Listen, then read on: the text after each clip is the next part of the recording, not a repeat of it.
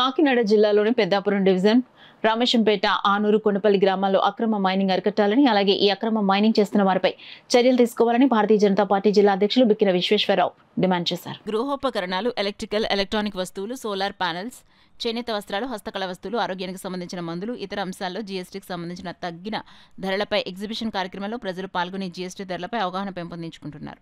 ఈ నేపథ్యంలో మంగళవారం సాయంత్రం నిర్వహించిన ప్రత్యేక సాంస్కృతిక కార్యక్రమాలు ఆహుతులను అలరించాయి. కార్యక్రమంలో భాగంగా నేత్రాలయ నాట్య కళ అకాడమీ చిన్నారుల బృందం నిర్వహించిన కూచిపూడి నృత్యం, జలగడ్డల తిరుమలరావు, ఉప్పల నానాజీ, రామచంద్రాపురం ప్రేమానందం బుర్రకథ కళా బృందం నిర్వహించిన వివిధ సాంస్కృతిక కార్యక్రమాలు ఆకట్టుకున్నాయి.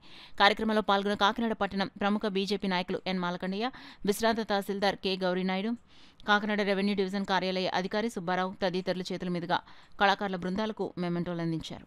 చదువు సాంకరాకపోతుంది, బ్రతుకు బస్ స్టాండ్ అవుతుంది. అంటే ప్రతి వస్తువులోనూ మంచి ఉంటుంది, చెడు ఉంటుంది. ఒక కర్ర ఉంది, కర్రతో ఇల్లు కట్టుకోవచ్చు, అదే కర్రతో టెంట్ వేసుకోవచ్చు, అదే కర్రతో గొడవలు వస్తే బుర్రలు బద్దలు కొట్టుకోవచ్చు. అదే కర్రను బాణంగా ఉంచి రాక్షసుల్ని సంహరించి ముల్లోకాల్లోనూ రాముని బాణాలకు ఎదురు లేదు అని కీర్తిని మూర్తి భరింపజేసుకున్నాడు శ్రీరామచంద్ర ప్రభు. అవును, రాముడు మనకు దేవుడు. అదే వెదురు కర్రకు పైన 7 చిల్లులు పెట్టి మురళీగా మ్రోగించి మురళీగానంతో ముజ్జగానే ఉర్రు తొలగించాడు వంశీయమోహనుడు కృష్ణుడు మనకు ఇష్టుడు. సరస్వతి సమానులైనటువంటి అందరికీ శుభాశిష్యులు.